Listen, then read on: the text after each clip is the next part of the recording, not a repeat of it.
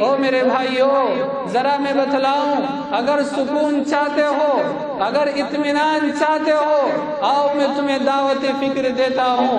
خدا کی قسم اللہ کی عبادتیں کرو، سجدوں کو پابند بن جاؤ، اللہ تعالی ہماری مصیبتوں کو دور کر دے گا، اللہ ہماری پریشانیوں کو دور کر دے گا۔ دنیا کی کوئی پریشانی ایسی نہیں ہے جو نماز کے ذریعے سے ختم نہیں ہو سکتی، اور دنیا کی کوئی سی نعمت ایسی نہیں ہے جو نماز کے ذریعے سے ہمیں حاصل نہیں ہو سکتی۔ جب نماز کے ذریعے سے خدا مل جاتا ہے تو نماز کے ذریعے سے کیا نہیں مل سکتا؟ کیا خدا سے بڑھ کر کے بھی کوئی چیز ہو سکتی ہے؟